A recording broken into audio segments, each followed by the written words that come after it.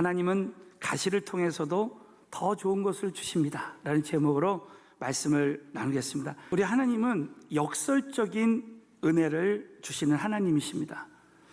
시편 119편 71절에 보면 고난당한 것이 내게 유익이라고 말씀하십니다. 여러분, 고난이 오히려 우리에게 역설적으로 하나님의 큰 유익이 있게 될 줄로 확신합니다. 큰 고난이 오히려 우리 모두에게는 큰 유익이 될 수 있다는 것입니다. 저는 지난 주간에 어느 목사님이 참 이런 간증을 하시는데 너무 큰 감명을 받았어요. 어떤 자매님이 처음 교회를 나왔는데 특별히 하나님을 의지할 만한 일이 없는 사람이라 이제 교회를 다니다가 그만 다녔다는 거예요. 그런데 갑자기 그 가정에 큰 고난이 닥쳐왔습니다. 남편이 교통사고로 큰 사고로 인해서 이 목의 신경이 끊어지고 이제 하반신 마비가 된 거예요. 벼랑간에 이 귀한 가정에 이제 생계가 막막한 그런 일이 벌어졌습니다. 그때 이 자매님이 할 수 있는 것이라곤 하나님 의지하는 길밖에 없었어요. 그래서 하나님 살려주세요 하면서 주일 예배도 나오고 또 새벽 제단에 그냥 엎드리고 기도하고 또 기도원에 가서 한 번도 평생 해보지 않았던 금식 기도를 사흘이나 하다가 결국 하나님께 부르짖고 고난을 통해서 기도하다가 살아계신 하나님을 만나게 된 거예요. 얼마나 감사한 일인지 모르겠어요. 뿐만 아니라 이 자매님이 그렇게 하나님 앞에 매달리고 기도하다가 어느 날 그 남편에게도 정말 이 복음을 전하게 되고 그리고 남편과 함께 간절히 그냥 하나님만 의지하고 기도했다는 거예요. 그러더니 얼마 있다가 조금씩 남편이 회복되기 시작하더니 병원에 가봤더니 깨끗이 다 나았다는 거야. 결국 이 큰 고난을 통해서 온 가족이 다 하나님을 만나고 하나님의 그 능력을 체험하는 그 역사가 일어난 것입니다. 사랑하는 성도, 우리 인생의 고난이 오늘 시편 119편 71절 말씀대로 우리 모두에게 유익이 될 수 있는 줄로 믿습니다. 오늘 이 본문 말씀에 보면 사도 바울에게도 큰 가시의 고난이 있었습니다.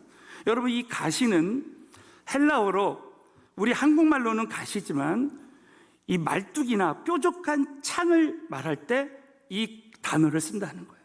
이 사도 바울에게는 이 나를 찌르는 말뚝과 같은 큰 창이, 이 뾰족한 창이 나를 찌르는 그런 큰 문제가 있었습니다.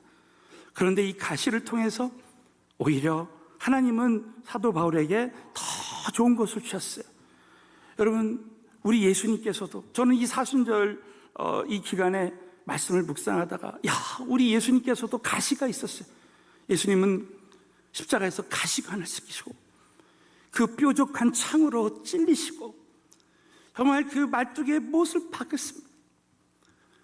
그 고통을 통해서 사랑하는 성도 여러분, 예수님이 피를 흘리셔서 저와 여러분에게 영원한 은혜, 영원한 안식을 우리에게 주신 줄로 믿으시기 바라겠습니다. 예수님은 그 가시를 통해서 오히려 더 우리에게 좋은 것을 주셨어요. 저는 오늘 이 본문 말씀을 통해서 하나님께서 가시를 통해서도 우리에게 더 좋은 것을 주시는 두 가지 이유에 대한 말씀을 나눌 때 오늘 이 말씀이 우리 모두에게 능력으로 역사했으면 좋겠습니다.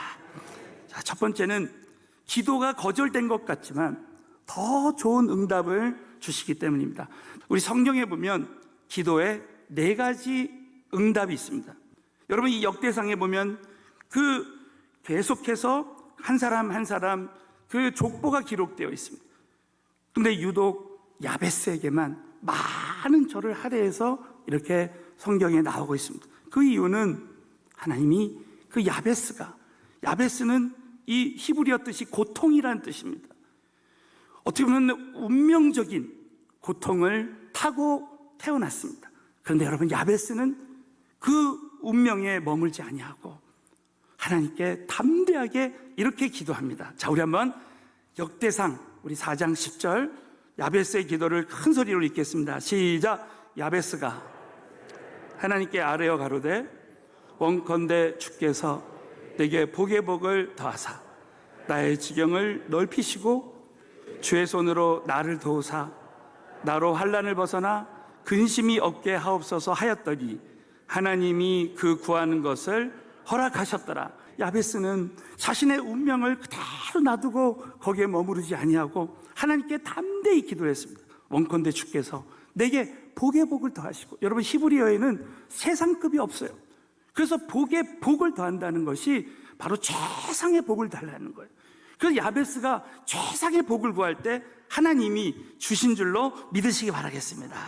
그 야베스에게 주신 복, 바로 지경을 넓혀주시고 주의 손으로 나를 도우시고 나로 환난을 벗어나 근심이 없게 해달라고 하나님 뜻대로 기도할 때 하나님께서 그 구하는 것을 다 허락하셨어요. 여러분, 기도하면, 하나님 뜻대로 기도하면 하나님이 응답을 주실 줄로 믿습니다. 근데 두 번째는 내가 하나님 뜻대로 기도하지 않을 때 기도한 대로 주시지 않는다는 거예요. 자, 예를 들면 죄가 있을 때, 자, 이사야서 59장 2절 말씀을 우리 다 함께 믿음으로 봉독하겠습니다. 오직 너의 죄악이 하나님 사이를 내었고 너희 죄가 그 얼굴을 가리워서 너희를 듣지 않으시게 함이니. 자, 하나님은 우리의 모든 기도를 들으시지만 우리의 죄가 그 얼굴을 가리워서 우리를 듣지 않으신다는 거예요. 예를 들면 우리가 정욕으로 구한다든지 불신앙으로 구할 때 절대 하나님 뜻대로 구하지 않을 때 우리가 하나님이 들어주지 않는다는 거예요. 하나님, 저 마약 주세요. 그러면 여러분, 어느 부모가 마약을 주겠습니까? 우리는 오늘도 정말 이 예배 가운데 저와 여러분이 회개하고 하나님께 기도하면 또 하나님의 뜻을 돌이켜서 응답을 주시게 될 줄로 믿습니다. 기도한 대로 주시지 않는 것 이 자체도 응답이라는 거예요. 또 세 번째는 기도에 응답받을 만한 때에 주신다는 거예요. 자, 다니엘서를 보면 다니엘이 21일 동안 하나님께 간절히 기도합니다. 그런데 그 기도는 첫째 날부터 들으신 바 되었지만 영계에서는 하나님이 다 들으셨지만 현상계에 나타나기까지는 21일 동안이 걸렸어요. 자, 그 말씀이 다니엘서 10장 우리 13절 말씀 우리 다 함께 믿음으로 봉독합니다. 시작. 그런데 나를 막았으므로 이제 내가 말이래 내 백성에 당할 일을 내게 깨닫게 하러 왔노라. 여러분, 바사국군이 13절을 보면 21일 동안 막았다는 거예요. 자, 가브리엘 천사가 응답을 가지고 내려오는데 바사국, 영적인 세력이 방해한다는 거예요. 저와 여러분이 이제 하나님의 뜻대로 기도해도, 작정 기도해도 이 사단의 세력들이 기도 응답을 막을 때가 있다는 거예요. 여러분, 그때 다니엘이 21일 동안 기도를 중단하지 않고 기도할 때 결국 마침내 기도 응답 받는 역사가 일어난 것입니다. 여러분, 저와 여러분이 지금 현재 기도가 응답이 안 된다 할지라도 믿음으로 기도를 중단하지 않고 계속 기도하면 하나님의 때 하나님이 응답을 주시게 될 줄로 믿습니다. 그러므로 저와 여러분이 이 영적인 임계점이라는 거 있어요. 물은 90도가 돼도 끓지 않고 99도가 돼도 끓지 않습니다. 그때 포기하면 안 돼요. 반드시 100도가 되면 물이 끓게 되어 있습니다. 여러분, 영적으로 저와 여러분이 끝까지 기도를 중단하지 않고 기도하면 하나님의 때 영적인 임계점이 딱 될 때 하나님이 응답받을 만한 때에 응답을 주시게 될 줄로 믿습니다. 자, 네 번째는, 자, 오늘 본문 말씀이에요. 하나님은 지금 당장 기도가 거절된 것 같지만 더 좋은 것을 예비하고 주신다는 거예요. 자, 우리 한번 사도 바울은 이 가시를 없애기 위해서 3번이나 간구했습니다. 우리 한번 고린도후서 12장 우리 8절 9절 말씀을 다 같이 읽겠습니다. 시작. 이것이 떠나기 위하여 내가 3번 주께 간구하였더니 내게 이르시기를 내 은혜가 내게 족하도다. 이는 내 능력이 약한 데서 온전하여 짐이라 하신지라. 믿으시면 크게 한번 아멘.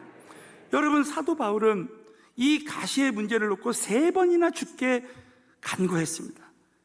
많은 사람들이 고통을 통해서, 고난을 통해서 오히려 하나님 앞에 그 고난 때문에 간절히 기도하는 사람이 되는 거예요. 그러니까 기도하다가 어떤 문제도 내가 하나님 앞에 해결받을 수 있는 기도의 능력자가 되는 것입니다. 오히려 그 기도를 통해서, 내가 그 기도 제목을 통해서 오히려 더 약할 때 온전해지는 하나님의 역사가 일어나는 거예요.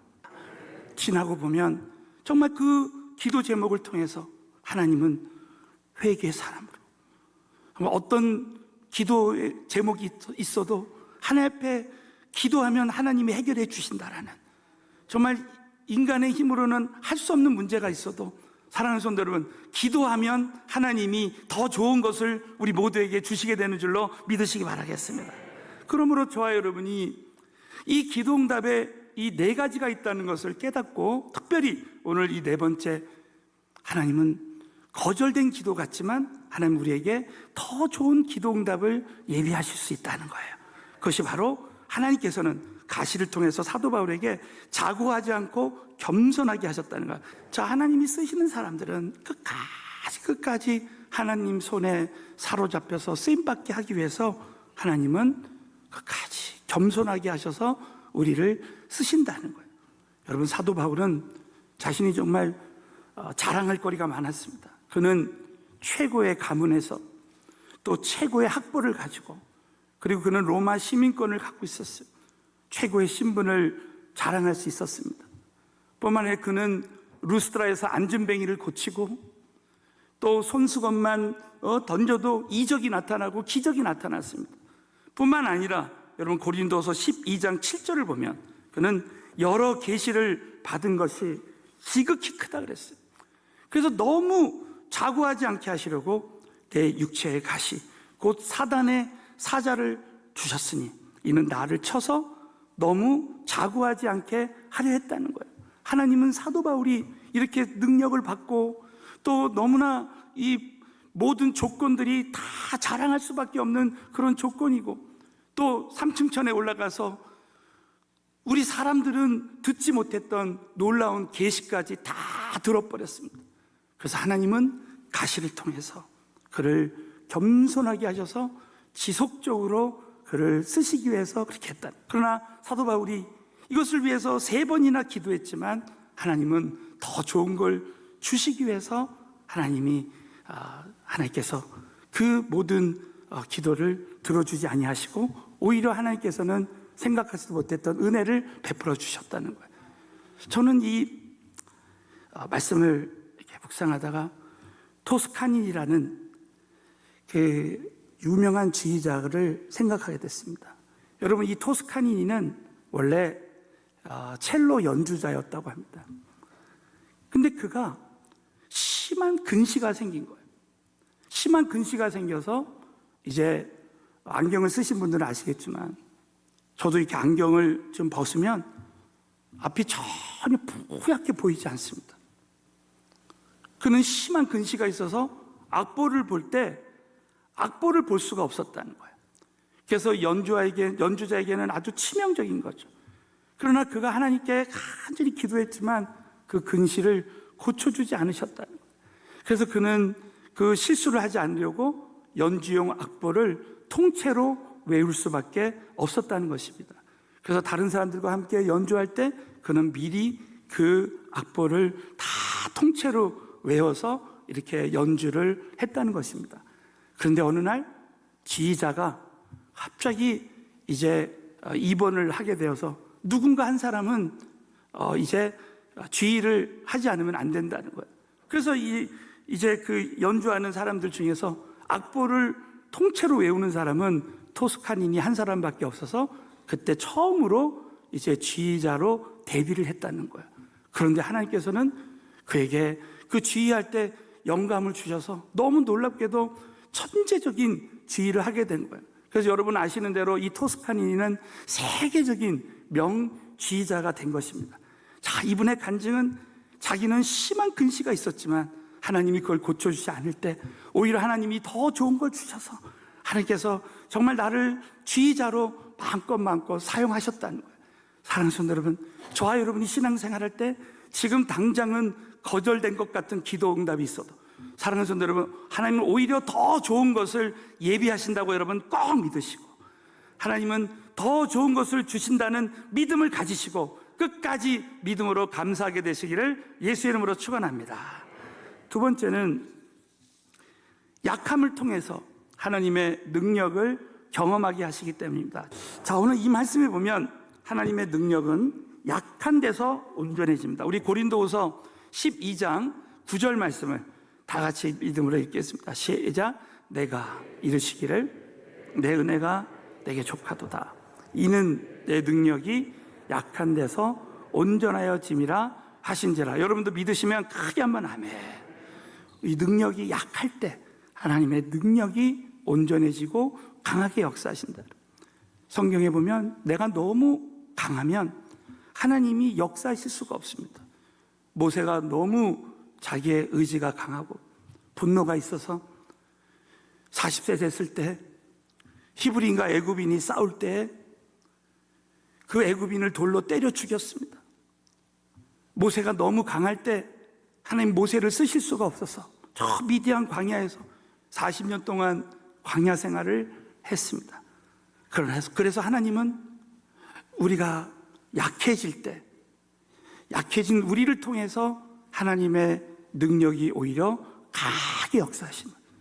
그래서 고린도후서 4장에 보면 우리는 마치 질그릇 같아서 이 질그릇이 깨져야 예수님의 능력과 성품이 나타나는 거예요. 그래서 이 고난이 클수록 내가 깨어질수록 더 하나님의 능력은 나타나게 된다는 것이죠. 여러분 잘 아시는 대로 미국의 루즈벨트 대통령은 하반신 마비였어요. 그는 소아마비 환자였습니다. 그런데 그는 휠체어를 끌고 미국의 대통령이 되어서 하나님 한 분만 의지할 수밖에 없기 때문에 결국 여러분 이 루즈벨트 대통령은 소아마비 환자인데도 불구하고 그는 역사상 4번이나 대통령이 된 유일한 대통령이 된 거예요. 사랑하는 성도 여러분, 약할 때 하나님의 능력은 더 온전해지고 강하게 역사하시는 줄로 믿으시기 바라겠습니다. 언제 여러분 사도 바울을 사용했습니까? 이 가시를 통해서 사도 바울이 약해질 때. 그래서 여러분 고린도서 12장 1절에 보면 사도 바울은 무익하나마라는 단어를 쓰면서 내가 부득불 자랑한다고 말합니다. 이 무익하나마가 무슨 뜻입니까? 나는 내세울 것이 없습니다. 나는 하나님 앞에서 아무것도 아닙니다. 그래도 내가 하나님 앞에서 아무것도 아니라고 고백할 때, 그렇게 믿을 때 하나님은 우리를 통해서 역사하실 줄로 믿습니다. 여러분 사도 바울이 아테네에서 이제 철학적으로 복음을 변증하다가 큰 실패를 경험했어요. 그래서 아테네에서는 교회가 개척되지 않았습니다. 여러분 아테네에서의 실패를 통해서 고린도로 넘어갔을 때 고린도에서는 사도 바울이 정말 성령님만 의지했어요. 자, 그 말씀이 고린도전서 2장 3절에 나옵니다. 우리 한번 다 같이 믿음으로 읽겠습니다. 시작. 내가 너희 가운데 거할 때 약하며 두려워하며 심히 떨었노라. 사도 바울은 간절한 마음으로 복음 전할 때마다 약하며 두려워하며 심히 떨었노라. 이런 간절한 마음으로 복음을 전하고 주의 일을 할 때 하나님의 그 역사가 일어나서 고린도에서 큰 역사가 일어났다는 거예요.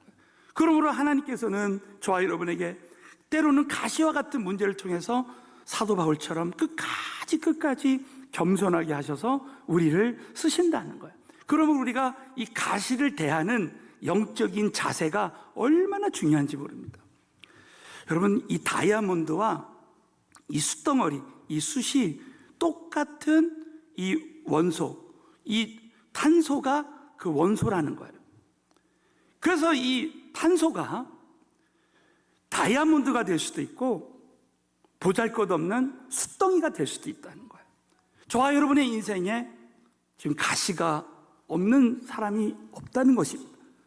그런데 그것을 대하는 영적인 자세에 따라서 그 가시가 그냥 고통으로 끝날 수 있고 오히려 그 가시가 사도 바울처럼 능력으로 나타날 수도 있다는 것입니다. 그러므로 여러분 가시에 대한 최고의 이 영적인 자세 중에 하나가 바로 고린도서 12장 9절부터 10절에 나오고 있습니다. 가시 자체를 자랑하고 기뻐할 때 더 이상 가시가 아니라, 자 우리 한번 고린도서 12장 9절부터 읽겠습니다. 시작.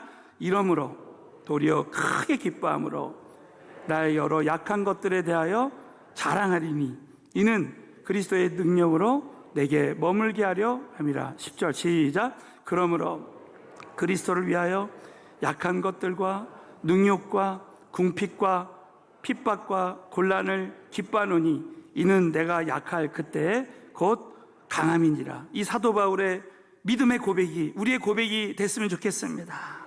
바울은 이 가시 자체를, 약한 것들, 능욕과 궁핍과 핍박과 곤란 자체를 그냥 기뻐한 거예요. 그 더 이상 이것은 가시가 되지 않습니다. 여러분, 우리 자녀들이 가시처럼 나를 막 힘들게, 자식에게 있는 그 고난과 아픔이 나에게 참 가시가 될 수 있어요. 그런데 어느 날 그 자식을 정말 사랑하고 자식에 대해서 감사할 때 더 이상 이 자식이 나에게는 가시처럼 느껴지지 않는 거예요. 그냥 자식 자체를 기뻐하는 거예요. 저와 여러분에게 어떤 고난과 고통이 있을 때 그 고난과 고통 자체가, 내가 자식을 위해서 기도할 때 오히려 자식 때문에 내가 영이 살아나고, 자식을 위해서 기도하다가 정말 내가 하나님의 사람으로, 성숙한 사람으로 변화된다면 그 자식은 이제 더 이상 가시가 될 수가 없듯이, 저와 여러분의 인생에 큰 가시와 같은 고난이 있을 때 그 가시가 우리에게 하나님의 능력이 나타나는 통로가 된다면 더 이상 가시가 되지 않고 그 가시 자체를 기뻐할 수 있게 된다는 것입니다. 전 미국에 있을 때 릭 워렌 목사님, 이 목사님 지금 교회가 10,000명 이상 되는 하나님이 은혜 주시는 교회가 됐습니다. 근데 너무 놀랍게도 그 교회 하나님이 역사하시는 비결은 바로 그 목사님이 간질병이 있었다는 거예요. 이번에 그 간질병은 미국에서도 한 몇십 명밖에 없는 그런 병이라고 합니다. 여러분, 아드레날린이라는 그 요소가 있는데 그것은 우리에게 참 필요한 거예요.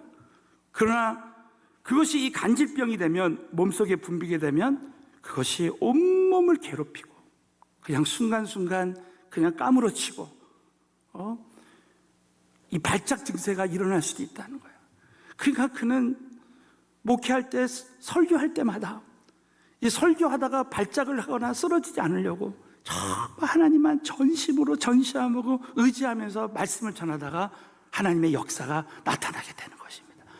그러니까 하나님 한 번만 설교 제대로 하게 해주세요. 그러면서 주님을 간절히 의지할 때 주님께서 도와주셔서 또 2번 설교를 하게 되고, 그래서 그 교회에 하나님의 역사하시는 비결이 바로 그 목사님의 가지고 있었던 그 간질병 때문에 하나님이 그렇게 역사한다는 거예요. 이렇게 하나님이 역사하니까 그는 나의 능력의 원천은 바로 하나님이 주신 가시, 이 간질병이구나. 그리고 어느 날 이 간질병에 대한 간증을 사람들에게 하고 그것을 자랑하고 참 그것을 기뻐하게 됐다라는 것입니다. 사랑하는 성도 여러분, 저와 여러분에게 있는 현재 가시와 같은 문제가 저와 여러분에게 하나님의 능력이 나타난 통로가 된다면 더 이상 가시가 되지 않는 줄로 믿으시기 바라겠습니다. 사랑하는 성도 여러분, 현재 이 가시와 같은 문제가 없는 사람이 누가 있겠습니까? 그러나 오늘 하나님께서는 이 가시와 같은 문제를 통해서도 저와 여러분에게 더 좋은 것을 주시는 하나님이시라고 여러분 꼭 믿으시고, 여러분 이 가시 자체를 기뻐하고 자랑하는 저와 여러분 되시기를 예수의 이름으로 축원합니다.